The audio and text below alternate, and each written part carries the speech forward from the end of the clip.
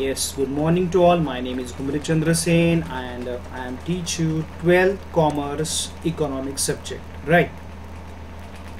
In 12th Commerce subject in economics, we try to understand national income.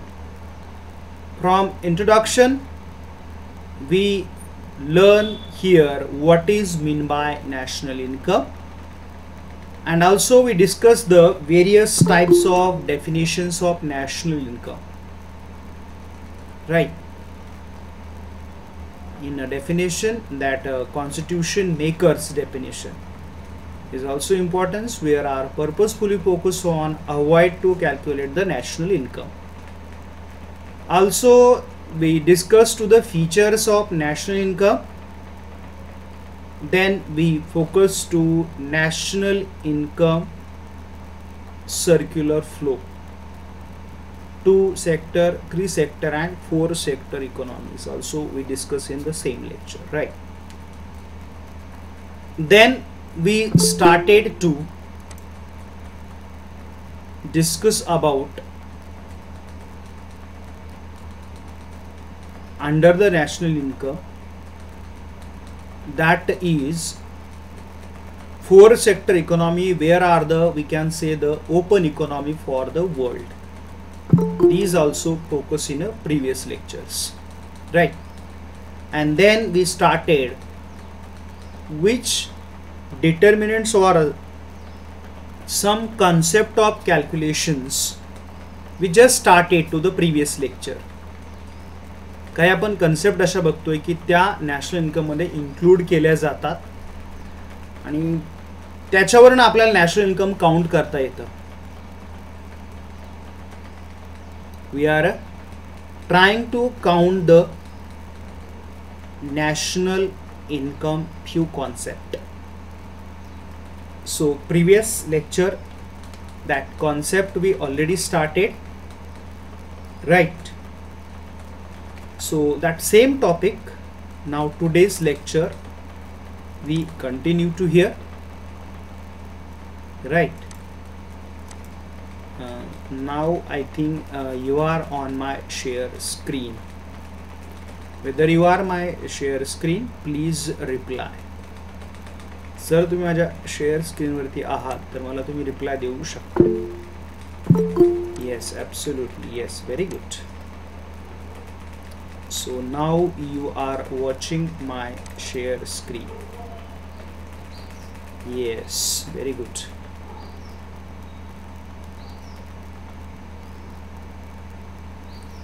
Okay. So previous lecture we have to discuss different concept. We discussed the gross domestic product, that product produced in economy,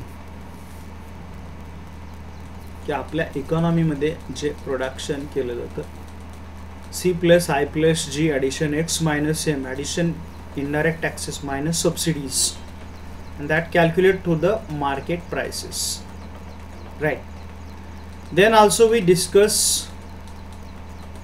different concepts of national income, that is a net domestic product, about market prices, market value of all final goods and services within territorial boundaries, NDP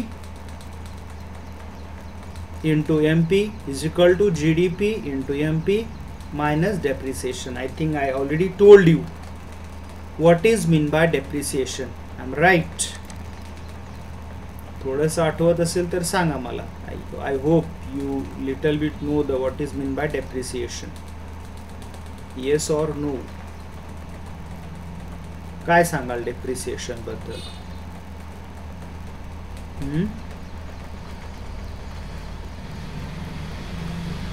Value decreased? No, not at all.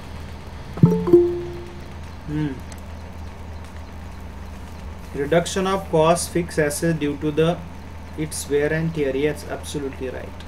So these cost under comes to the depreciation. That cost we can be deducted. But can you tell me why that cost is deducted? He cost NDP कळण्यासाठी का deduct करायची पण काय सांगा.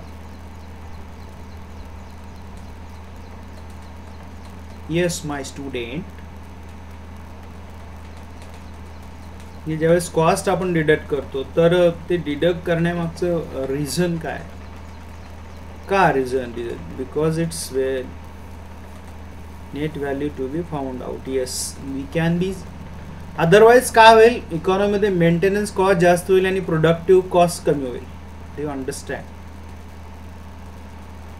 We don't understand actual real national income is what. जोपर्यंत आपल्याला real national income जर काढायचं असेल तर आपल्याला ह्या सगळ्या कॉस्ट मायनसच करावं लागणार आहे. Then we can be understand, otherwise just we counted. Clear? So that can be the possibilities here. Right, so these are considered the NDP, net domestic. Next concept, gross domestic product, included factor cost. Already I told you what is a factor cost. There is comes to land, labor, entrepreneur and capital etc. They are comes together, they are distribute to them rent, wages, interest and profit. So that consider the such cost.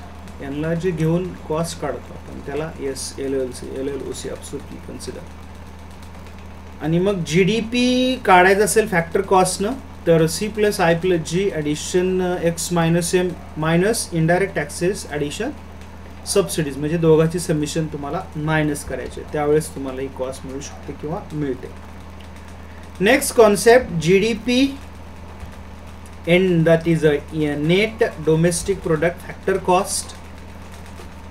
There comes to the net domestic factor cost is the net money value of all final goods and services produced within territorial boundaries of a country during a period of 1 year. So it is also known as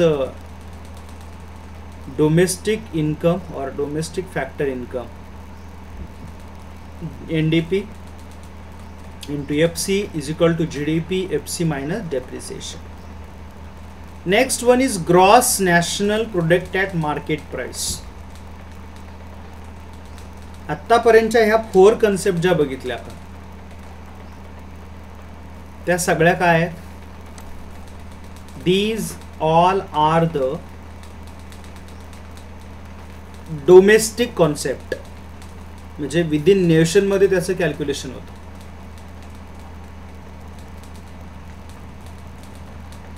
means here calculate our within our economy production, की आपल्या nation मध्ये specific year मध्ये किती आपण actual production केलं ते आपल्याला त्याच्यावरनं कळतं. पण त्याच्यापेक्षा पुढच्या ज्या कन्सेप्ट आहेत त्याला आपण म्हणतो gross national product. Means there are the consider the foreign income also. Clear? So here gross value of final goods and services produced annually in a country, which estimated according to the price prevailing in market price, including cost of production. Clear? So these are considered under these concept. We can try to understand that concept, and this is the formula. Receipts and payments I already show you on our national income circular flow. जर आपले लोक फॉरेनला जॉबला गेले तर त्यांचं receipt, आणि foreigner जर इंडियात जर जॉब करत असेल, समजा इंडियन टीम्सला कोच करण्यासाठी आपण एक फॉरेनचा कोच अपॉइंट केला तर त्याला जी सॅलरी आहे ती कशात कन्सिडर होणार? पेमेंटमध्ये. क्लिअर? सो आणि मग हे कसं मायनस करतात? फॉरेनला मिळालेल्या लोकांची सॅलरी मायनस इंडियात फॉरेनच्या लोकांनी केलेलं जॉब, त्यांना दिलेली सॅलरी म्हणजे त्यांचं पेमेंट, आणि आपले फॉरेनला गेले तर त्यांचं receipt, addition indirect taxes minus subsidies, असं त्याच्यामध्ये कॅल्क्युलेशन आहे. Clear? So in this way we can be calculated or these can be called gross national product, right? So this is our receipt from priority abroad and payments to abroad, असं ते आहे त्याच्यामध्ये. Another concept, net national product at market price. Net national product market price is that net value of all final goods and services produced residents of a country during a period of 1 year. If we will deduct depreciation from GNP at market prices, we get an NP. Clear? Or these also can be considered here. Or this is the way that market prices, whether you are observing here, NNP at market prices, these are considered. NNP is equal to GNP. आता इथे बघा आपण जसं GDP केलं होतं का नाही, same या कन्सेप्ट आहे. डेप्रिसिएशन मायनस केलं की तुम्हाला GNP भेटेल. डोमेस्टिक इन्कमच्या ज्या कन्सेप्ट होत्या की नाही, सेम त्याच आहेत, फक्त इथे काय फॉरेनच्या इन्कम मधून ते इन्क्लूड केले आहेत. फॉरेनचं इन्कम कन्सिडर करून, आणि ऑलरेडी आपण GNPचा फॉर्म्युला बघितलेला आहे. क्लिअर? तर NNP तुम्हाला ही कन्सेप्ट आहे बघण्यासाठी. इथं तुम्हाला जादाच्या 4 मी कन्सेप्ट इथे घेतल्या फॉर युअर अंडरस्टँडिंग. तुम्हाला आहे ते झेपत नाही जादाचं कशाला, बरोबर आहे ना. नंतर पुढची कन्सेप्ट ही तुमच्या बुक्समध्ये नाही आहे. Gross national product at market prices. Gross national product at factor cost नाही इन्क्लूड केलेलं तिथे, बरोबर आहे का. Factor cost is the sum of money value of income produce by acquiring a various factors. परत तेच सेम, फक्त याच्यामध्ये काय केलं बघा, GNP ऑलरेडी आपण कॅल्क्युलेट केलं, त्याच्यामध्ये रिसिट मायनस पेमेंट आणि ॲडिशन टॅक्सेस केले. तर इथं बघा तो GNP मायनस काय करायचं इथं, indirect taxes and subsidies. Clear? So this is called factor cost आहे दिलेलं इथं. So market prices we can be included. Another one, factor cost, net national factor product. Net national product at factor cost is the net money value of all final goods and services produced by a residents a country during a period of 1 year. असं त्याच्यामध्ये calculations. Clear? So whether you calculate in this way, this is comes to the NNP. Factor cost is equal to GNP factor cost minus depreciation. Clear? So this is one more concept. This is 8 concept totally ह्या formula base ह्या 8 concept आहे. Clear? Another one concept national इन्कमची concept आहे फक्त.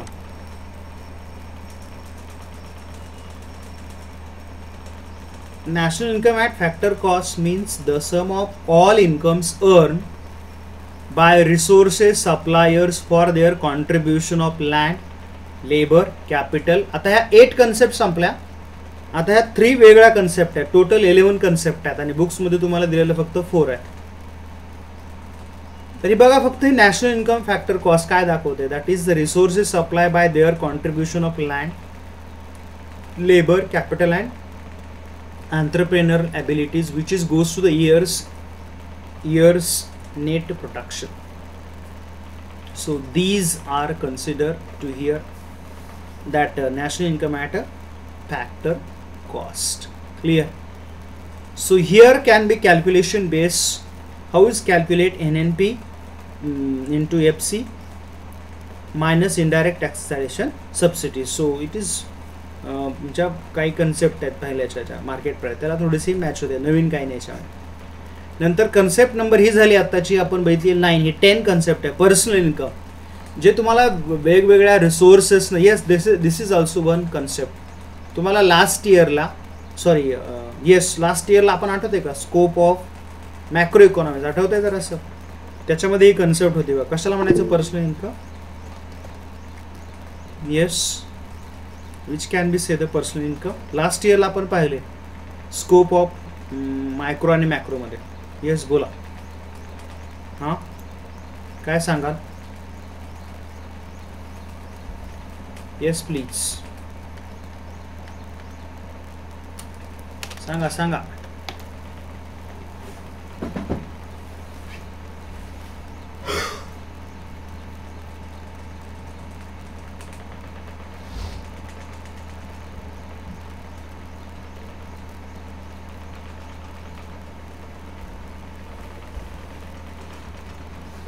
अरे झाली आहे तुम्हाला.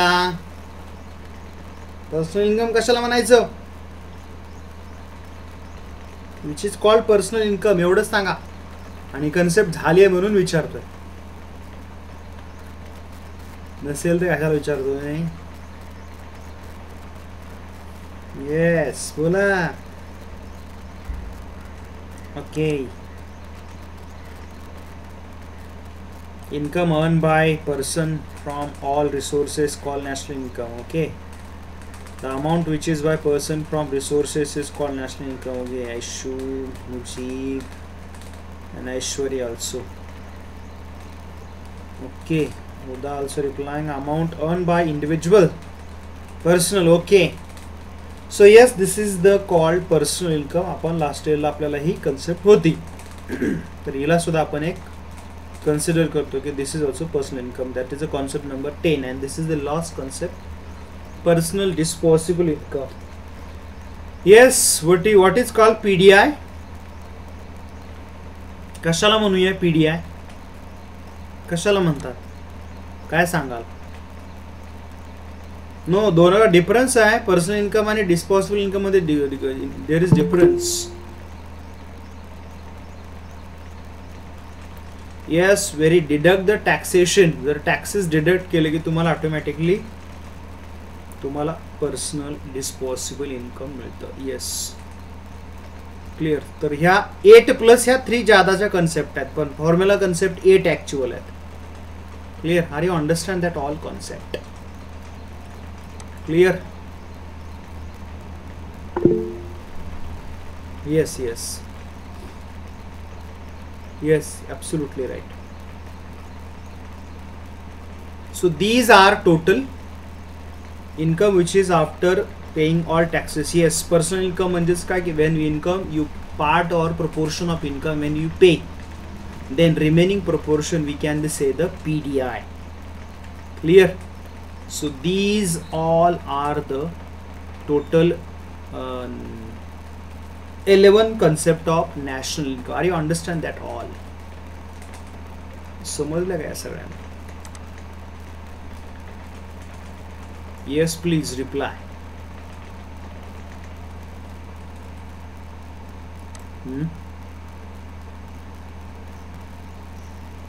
Very good.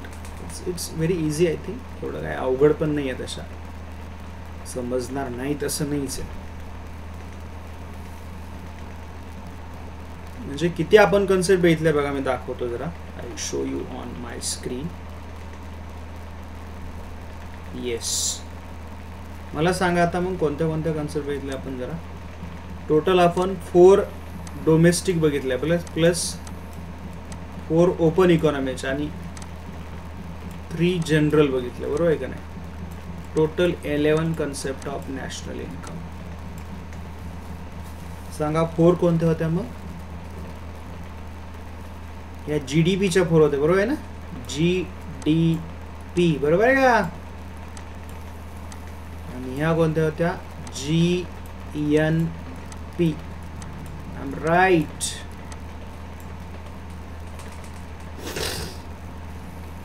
Right or wrong?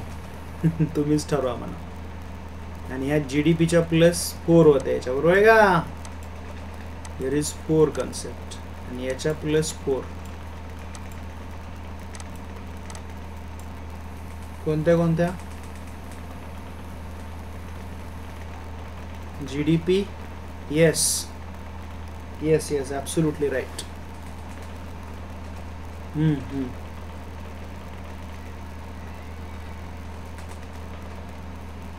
बरोबर आहे.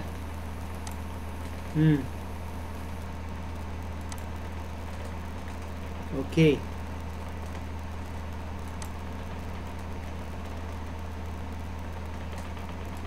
अजून काय सांगाल? अरे GDPच्या सांगा ना.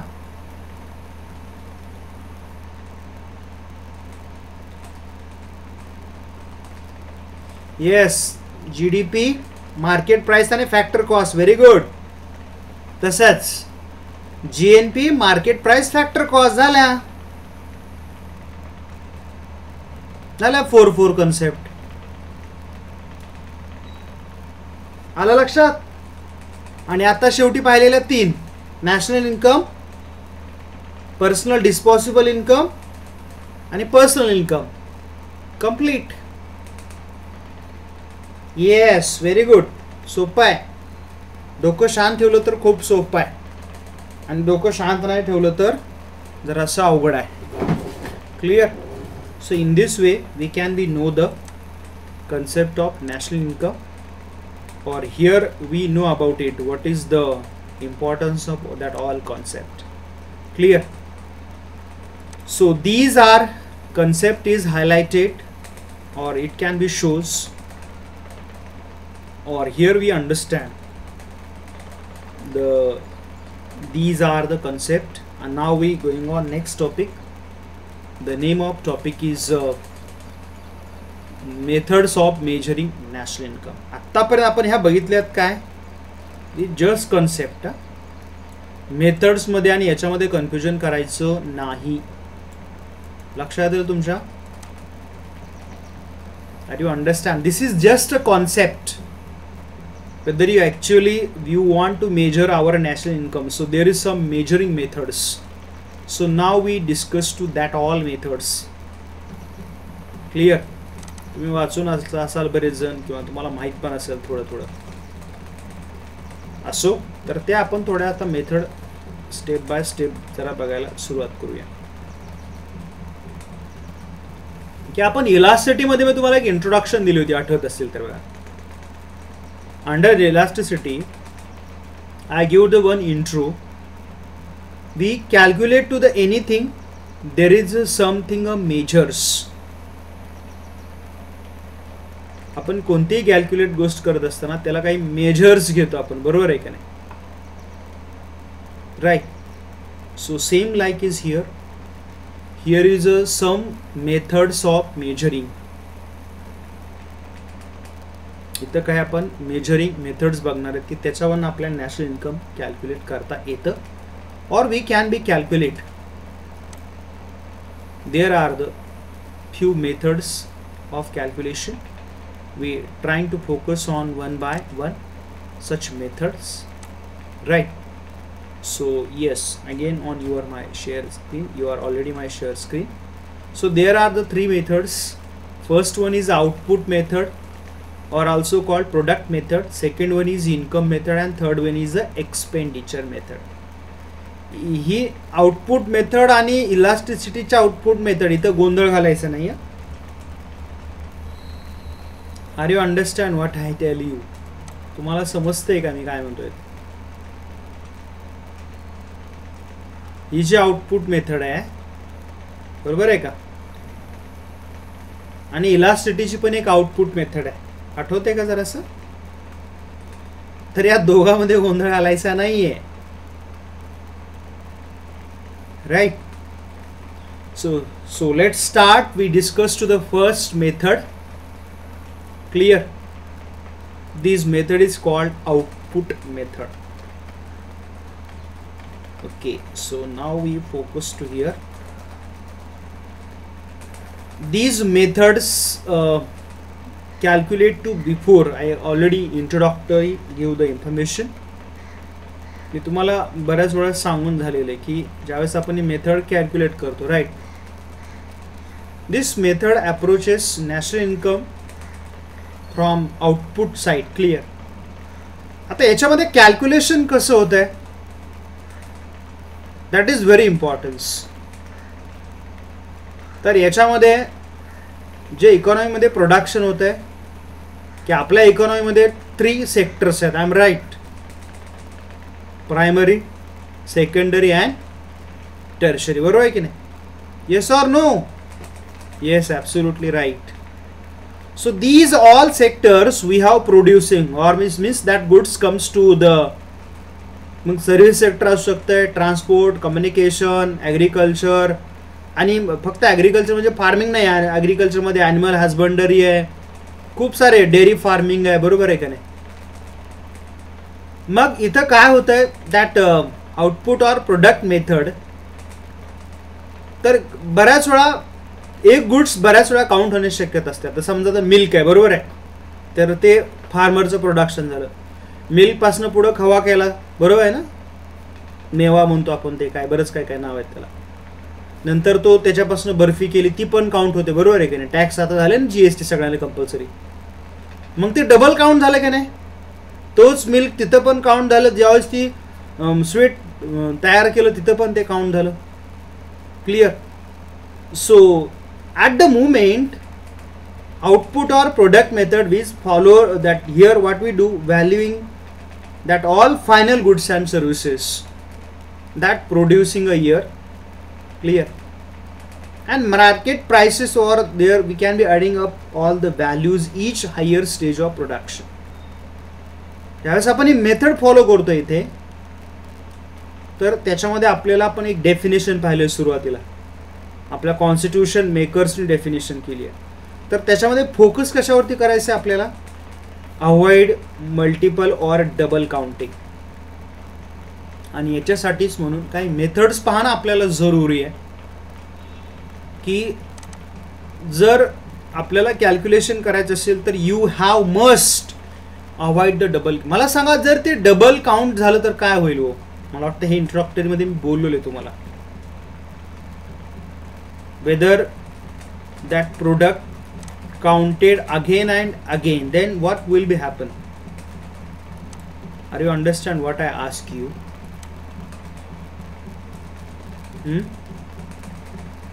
जर प्रोडक्ट डबल जर काउंट होत गेलं तर काय होईल, काय सांगाल.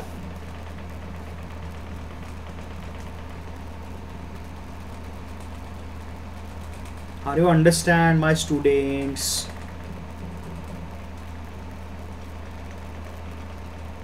Whether you calculated, then what is the possibility?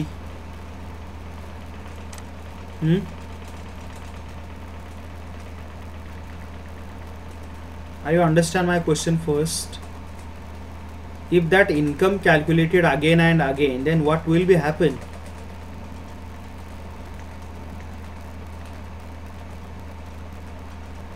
काय होईल.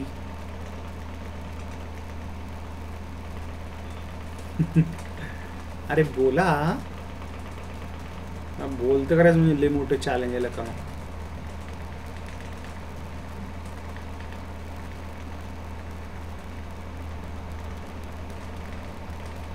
वॉइस ब्रेक होतोय. Wait some network issues. I already told you sometime come to problem of network and all, so patience. आता येतोय clear. Is it clear voice.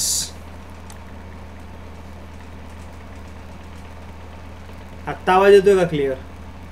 Hotspot वरती आहे त्याच्यामुळे थोडंसं up and down येऊ शकतात. I know that is can be the possibility. Same problem again. Problem is solve और not.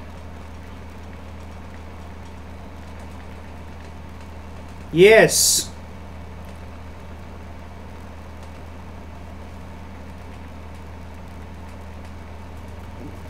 Just I told you here, national income, there is a few methods of counting. I'm right. So these are the methods for importance to calculating. Clear? Or in this way, we have to try to calculate them. These national income, right? So again you are on my share screen. I think whether you are on my share screen, please reply. तर तुम्ही माझ्या share स्क्रीनवरती असाल तर reply द्या, नसेल तर समजून जातो की नाही आहात परत म्हणून. क्लिअर. बहुतेक शेअर स्क्रीन थोडासा प्रॉब्लेम येतोय. So again I will try, don't worry. Are you seeing my share screen or not? Yes. Very good. Chalo. Very good. Very good. So this is the we discussed to here final goods approach, the final product approach. Clear? which can be discussed to here. थोडा video बंद करतो आदनं मधनं, कारण की जरा resolution जास्त होते ना, त्याच्यामुळं कदाचित ते नेटवर्क स्लो होत असं. I am right. So you listen my voice only now. So under the final goods, what is the calculation? Final goods are those goods which are ready for final consumption. तुम्ही car घेतलात, तुम्ही बंगला घेतलात तर ते तुम्हाला ready आहे consumption. किंवा तुम्ही फोन घेतलात तर ते काय झालं, it is ready for consumption, right. मग ते गुड्स असेल, सर्व्हिस असेल, आणि मग ते प्रोडक्शन कुठले असेल, प्रायमरीच असेल किंवा सेकंडरी और टर्शरी सेक्टर. क्लिअर. त्याच्यामध्ये सगळ्या ऑल इन्क्लूड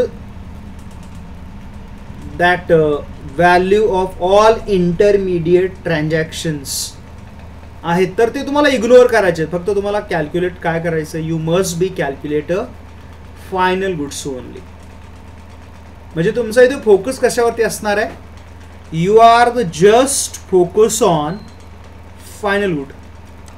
क्लिअर. आणि याच्यावरती बऱ्याच वेळा आपलं बोलून झालेलं आहे की समजा कधी तुम्ही कार घेतलेलं आहे, तर त्यांनी एवढा ड्रॉइंग टीचर नाही आहे, but I will try. Clear. की तेव्हा तुम्ही कधी एक कार घेतलेला आहात, बरोबर आहे. समजा एक कार आहे, बरोबर आहे.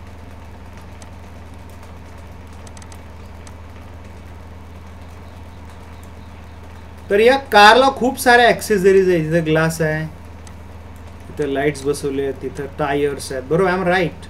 तिथं याला असणाऱ्या विंडोज आहेत, याला परत ग्लासेस आहेत, याला परत आतमध्ये सीट्स आहेत ना इनसाइड. I am right. याला परत कलर्स आहेत, याला परत वरती ही आहे, डिझाईन आहे, काय काय बरंच काय काय असतं. I am right. So these are is not consider, you just consider the final good.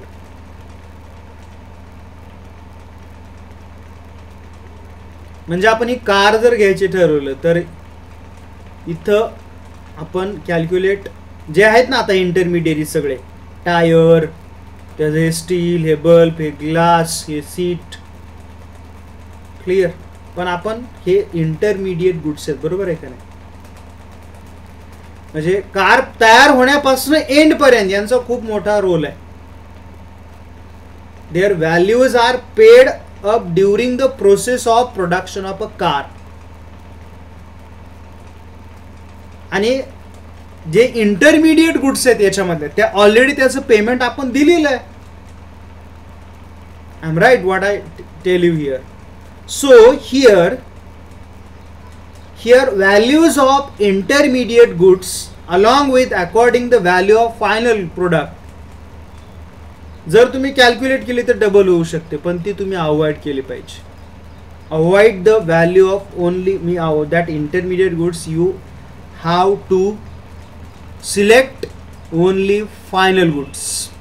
तुम्ही काय केले पाहिजे ते, you have must be focus on your just final goods. जर तुम्ही केला नाही तर काय होणार आहे, येस ॲक्सेसरीज अँड ऑल, तर ते डबल इन्कम होणार ना एकदा प्रोडक्शन झाले तिथे, आणि आता जिथं यूज करण्यासाठी ते प्रोडक्ट तयार आहे तिथे. So you must be avoid that all things. तर या मेथडमध्ये तुम्हाला काय करायचं, you must purposefully avoid the double counting. असं जर डबल काही काउंटिंग होत असेल तर तुम्हाला ते पर्पजफुली अवॉइड करायचं. You must B purposefully avoid the such types of counting, or in this way you have focus to avoid such types of calculation. जर असं तुम्ही केलं नाहीत तर काय होणार आहे, प्रॉब्लेम्स येतील, दुसरं काही नाही होणार. आणि नॅशनल इन्कम ऑन पेपरवरती खूप सारा जादा होईल. सो यू हॅव, जसं मी तुम्हाला वरती माझ्या स्क्रीनवरती पिक्चर दाखवलंय तुम्हाला इथे. So you avoid to that all things, you just calculate the car only. So this is called final goods approach, or can we say the final product approach. Are you understand this one? हा समजलं काय तुम्हाला? Yes, please, my student, are you understand these methods of calculation, or we can in short say final good method? Yes, everyone is understand. You just calculate a final good only. Avoid that all intermediaries, or otherwise that every that intermediaries goods are to already payment in at the same time. त्या सगळ्याचं payment तुम्ही त्या त्या वेळेसच केलेलं आहे, तर तो काही इश्यू तर नाही आहे. Yes or no? उदाला आणि आयशूलाच फक्त चाललेलं माहिती, बाकीच्या लोकांना काही चाललेलं इकडे नाही. आउट ऑफ कव्हरेज एरिया एकदम. Yes please.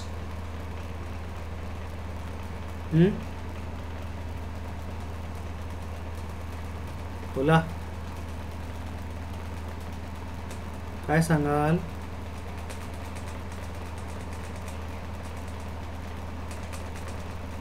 परत. Okay. Yes, so this is the method of calculation. Are you understand, all of you?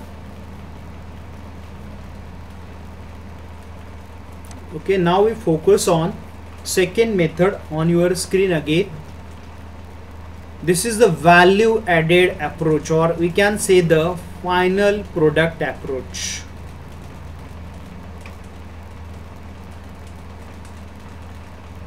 नाही, हे दुसरं वाक्य, हे कॅन्सल. फायनल हे बरंच झालं. हे नाही, हे this is the cancel. Value added approach एवढंच.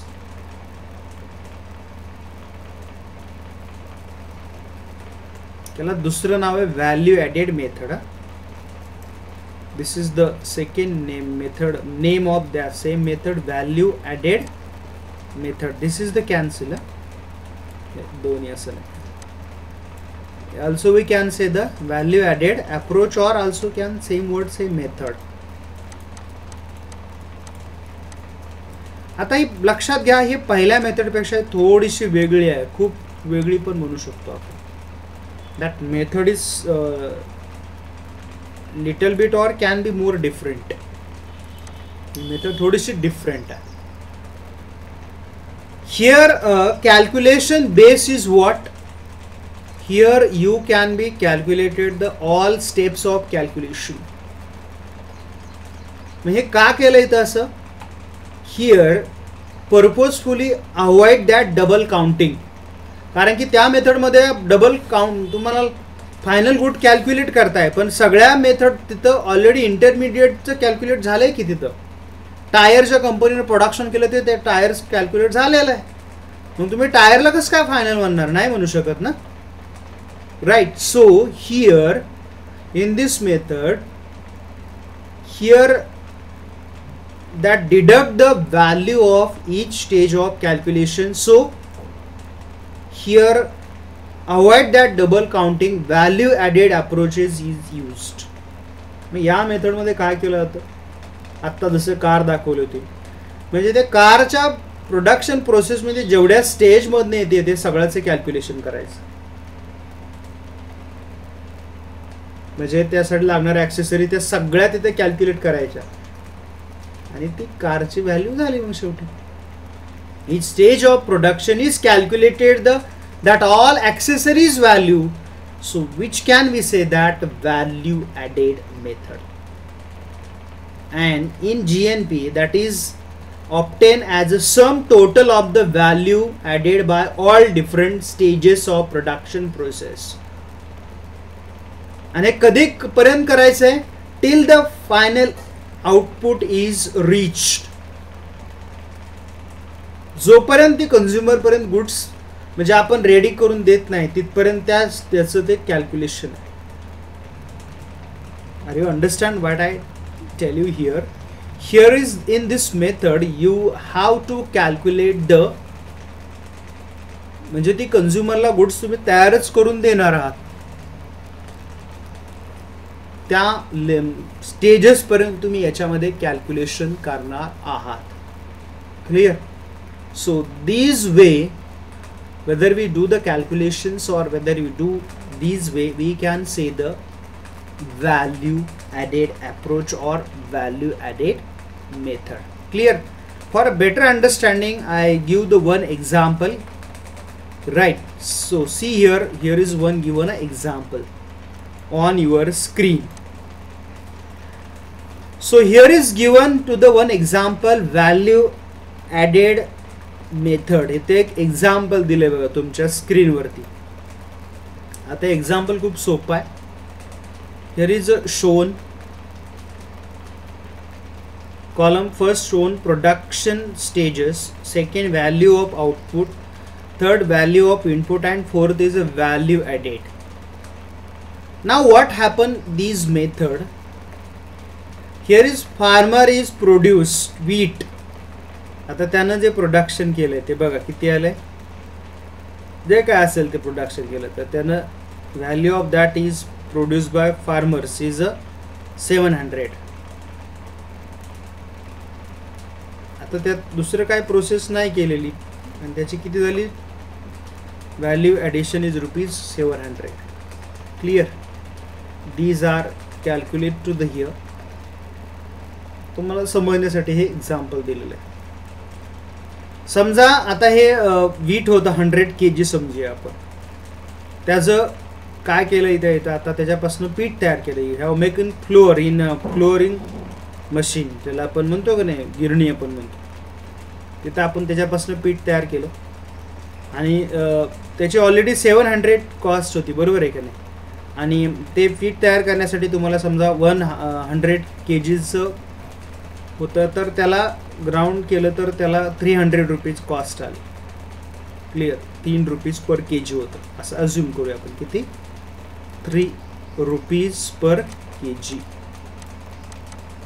आणि हे किती होतं 100 kgचं हे आपल्याकडे असणारं काय आहे वीट आहे आणि त्याची कॉस्ट आपल्याला दिली आहे किती 700. क्लिअर? ₹7 kgचं हे. Are you understand? ₹7 per kg wheat आहे, त्याची कॉस्ट 700 होते. इथं तुम्ही ते दळून घेतला तर तिथं कॉस्ट ₹3 kg आली एकाला कॉस्ट, तर ती आली 300. अशी किती झाली आता ही पहिली होती 700 + 300 किती झाली ही that is 1000. Value of output किती झाली आता त्या आउटपुटची इथं ही 1000 झाली, बरोबर आहे. पहिली किती होती ही 7 प्लस याचे दळण्याचे घेतले. आता परत काय केलं अगेन दॅट कॉस्ट ऑफ फ्लोअरची कॉस्ट, बरोबर आहे का नाही. आता ही फ्लोअर कॉस्ट आली परत इथे जसं इथं ही आली होती तसं फ्लोअर कॉस्ट प्लस आता त्याचं ती हिटिंग केलं, त्याच्यात बरीचशी प्रोसेस आहे ना. बेकरीमध्ये आणलं ते हिटिंग वगैरे चार्जेस किती लागले त्याला 300. आता किती झाले 1300, बरोबर आहे. हे सगळं तयार झालं. आता त्याच्यात हिटिंग झालं, सगळं काय असेल मटेरियल त्यात टाकलं, पॅकेजिंग केलं, सगळं केलं, बरोबर आहे. आणि मग ते आता they have ready to the give to the retailers, म्हणजे तिथने डिस्ट्रीब्युटरला आता ते सेल करायला पाठवलं. Clear? Again that these cost is comes to here. आता ते ट्रान्सपोर्टेशन हे सगळी कॉस्ट त्याला आपण सेलिंग कॉस्ट म्हणूया ती किती आली +100. क्लिअर? तर ही सगळी मिळून काय झाली ही दिस इज द 1400. आता ही बघा ही झाली टोटल किती झाली 1400 आणि याची पण टोटल बघा किती झाली 700 addition 300 addition 300 100 that is also 1400. Are you understand? हे समजलं का? आपण काय केलं प्रत्येक स्टेजचं कॅल्क्युलेशन केलं. ते फार्मरपाशी त्या 100 kg वीटला ₹700 एक्सपेंडिचर आला त्याला, म्हणून त्याने कॉस्ट त्याची ठेवली प्रॉफिट इन्क्लूड. प्लस त्याचं पीठ केलं इथं त्याला ₹300 आलं. हिटिंग वगैरे बरंच काय काय केलं इथं, बरोबर आहे ना. त्याला परत 300 आले. आणि हे पार्सल असेल, डिस्ट्रीब्युशन असेल, ट्रान्सपोर्टेशन असेल, सेलिंग कॉस्ट ज्याला आपण म्हणूया परफेक्ट मोनोपॉलिस्टिक कॉम्पिटिशन ते इथं आले. तर किती झाले याचे 1400. आपण कॅल्क्युलेशन काय केलं we calculate the each stage. Are you understand? We have to calculate the product on each stage. Are you understand that example? हे एक्झाम्पल समजलं का पण तुम्हाला?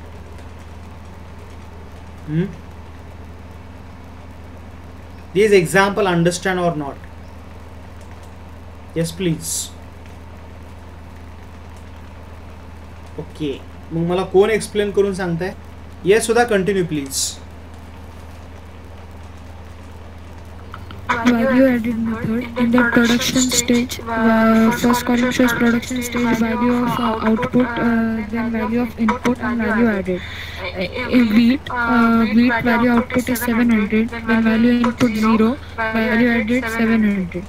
Then flour is value output is 1000, value input, that is from wheat it is taken 700, and then plus 300 is value added, that is total is 1000 value output.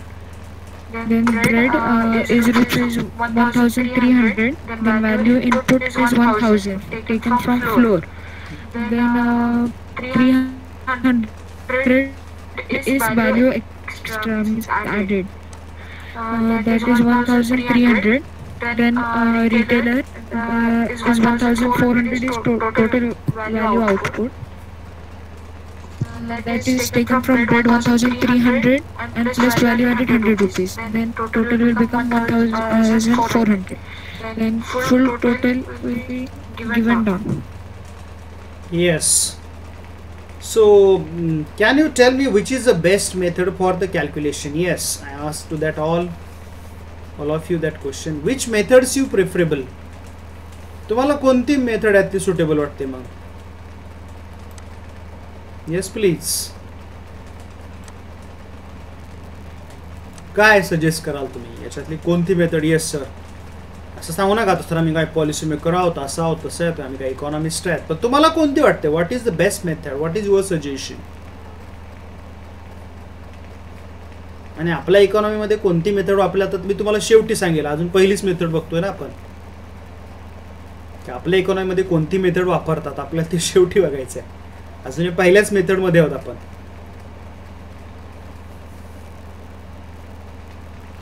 Which method are you think this is yes sir, this is the suitable method to calculate national income?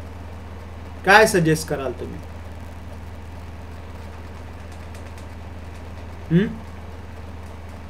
Which method are you think this is the yes sir, this is a good method for calculate the national income?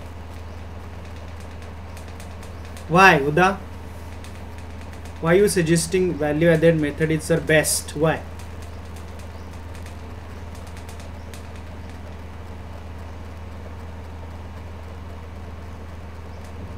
Reason काय सांगता येईल त्याचं?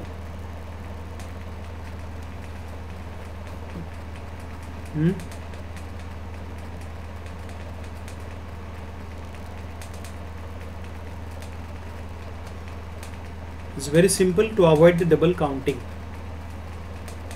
असं काही rocket science नाही आहे त्याच्यामध्ये. Clear? So this is the methods of calculating national income. Right. So first method आतापर्यंत बघून झाली. पण आता ही मेथड जर कॅल्क्युलेट करायची असेल तर काही प्रिकॉशन्स, काही केअर घ्यायला पाहिजे. बरोबर आहे की नाही? I am right. So because there is a number of questions and number of doubts, so we have taken some precautions to calculate the national income. First precaution, avoid double counting. आताच तुम्हाला table दाखवला. फार्मरचं विटे calculation होत आहे आणि bread ही calculate होते. म्हणजे ब्रेडची value पण तेवढीच होणार आणि फार्मरची पण होणार. म्हणजे कदाचित ते डबल काउंट होऊ शकतं. So better way you calculate the same way. त्या स्टेजला झालेलं तुम्ही काउंटिंग केलं पाहिजे. आपल्या निर्माण नेशनमध्ये सर असंच करतात का? हो, आपण ट्राय करतो. एवढं सोपं नाही आहे. Practical it is not a easy, but policy makers try to calculate this way. Second, unpaid services. आता या मेथडमध्ये काही कॉन्ट्रीब्युशन असे पण असतात की तिथं त्याचं कॅल्क्युलेशन करत असताना हे केअर घ्यायला पाहिजे. नॅशनल इन्कम मध्ये कोणत्या सर्व्हिसेस कॅल्क्युलेट करतो आपण? Are you know that little bit? When come to the issues of unpaid services, then what will be happen? बोला. की आपल्या घरामधली हाऊसवाईफ आहे, आपण तिचे सर्व्हिस काउंट करतो का नॅशनल इन्कम मध्ये? तुमची आई आहे, असं आई म्हणते का नाश्ता झाला चला 10 रुपये काढा, 50 रुपये जेवण झालं 50 रुपये काढा, असं नाही म्हणत. मग हाऊसवाईफची सर्व्हिस आपण कॅल्क्युलेट करतो, नो कॅल्क्युलेशन्स. पण ती सर्व्हिस आहे ना. समजा तुमचीच मम्मी एखाद्या 5 स्टार हॉटेलमध्ये एक शेफ म्हणून काम करते, शेफ म्हणून, आय एम राईट. त्यावेळेस ती फ्री ऑफ कॉस्ट काम करणार आहे का? She work as a free of cost in as a chef? नाही. पण तोच जर शेफ तुमच्या घरात आला आणि तुम्हाला जेवण देत असेल तर तुम्ही त्याला पे करता का मनी? म्हणजे नॅशनल इन्कममध्ये आपल्याला काउंट करताना प्रिकॉशन काय करायचे आहे? अनपेड सर्व्हिसेस घेता येणार नाहीत. म्हणजे हाऊसवाईफचं घरातलं जे तुम्हाला दिलेलं आहे सर्व्हिस आहे, तर ती as a love, family attachment या गोष्टीमुळे ती दिलेली सर्व्हिस आहे. त्याचा आपण नॅशनल इन्कममध्ये कुठेही काउंट करत नाही. So unpaid services we never included. समजा त्या बेकरीमधले सगळे घरचीच लोक कामाला आहेत, तर कॉस्ट वाढणार का कमी होणार? माझा क्वेश्चन तुम्हाला समजलाय का बघा अगोदर. समजा एखाद्याची बेकरी आहे आणि त्याच्या घरातलीच लोक सगळी आहेत, तर कॉस्ट वाढणार की कमी होणार प्रोडक्शनची? Yes, absolutely less cost is that, decline the cost. पण मला सांगा, ही कॉस्ट कन्सिडर करताना किती प्रॉब्लेम येतील ना? त्यांनी काम तर केलेलंच आहे, पण ते घरातल्या लोकांनी ते वर्क केलेलं आहे. येस, ॲब्सोल्युटली त्यांना ते प्रॉफिट मिळणार आहे. That is yes, this is not a issue of that. त्यांना ते नक्कीच प्रॉफिट मिळणार आहे, त्यांनी वर्क केलेलं आहे. Clear. So this is one more precaution. Self consumption. मला सांगा, सगळेच फार्मर्स मार्केटमध्ये पाठवतात? All farmers sending that product. आता आपण इथं घेतलं ना, त्या फार्मरनं 100 kg वीट मार्केटमध्ये सेल करायला आणला, बरोबर आहे ना? राईट. एक्झाम्पल घेतलं होतं. पण फार्मरचं 100 kg वीटचं प्रोडक्शन झालं असेल काय? Are you understand my question? Is the farmer have same production? Then what will be happen there?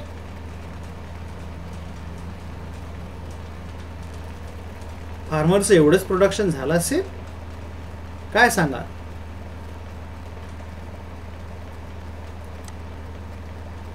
What is your logic? Farmer have same producing only? एवढंच त्याचं प्रोडक्शन असणार आहे की जास्त असणार आहे?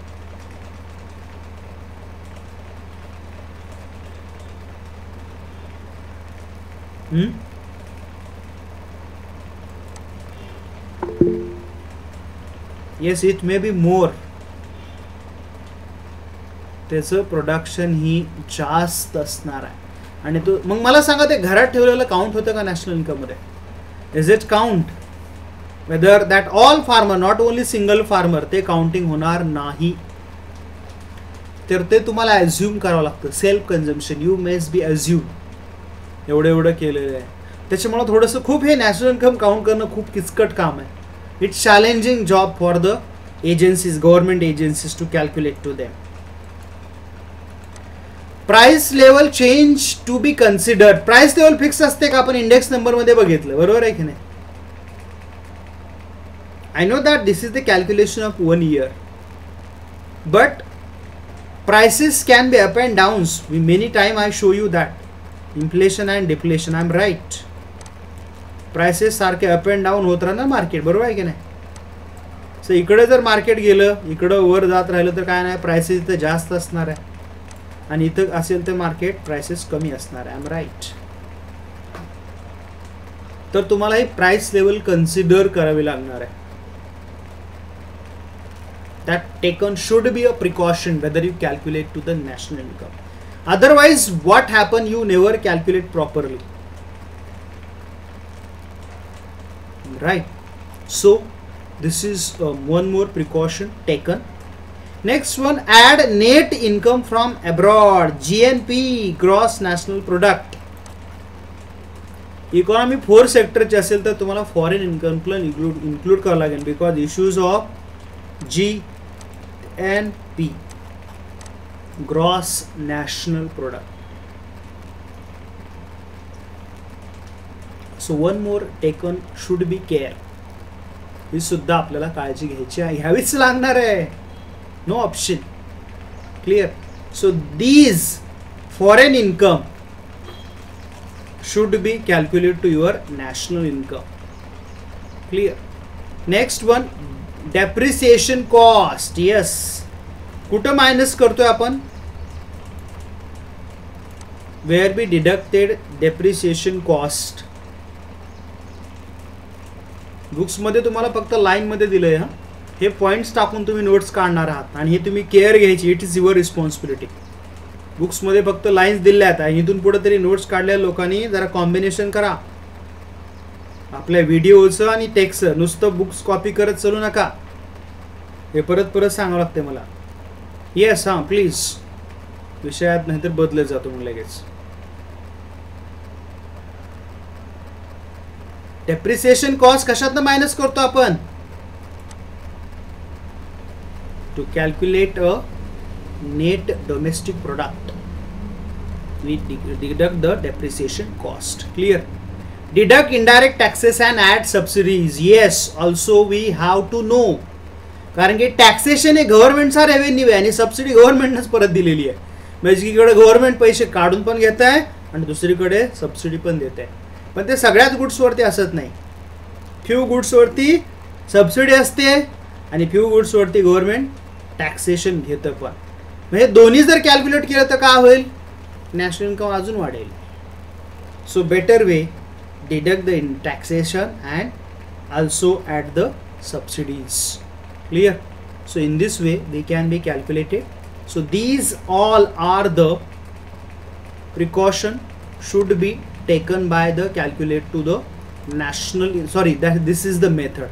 हे एक मेथड दिले. आपण पाहिलं की हे एवढं मिनिमम तुम्हाला कॅल्क्युलेशन करताना एवढ्या प्रिकॉशन घ्यायच्याच आहेत. You must be taken, should be precautions. Clear. I think today I am now stop here. I am right. आपण थांबूया आज आपण इथं आणि उद्याच्या लेक्चरला हाच टॉपिक पुढे कंटिन्यू करूया. Okay. Yes, have a nice day. Bye. Say take care. See you.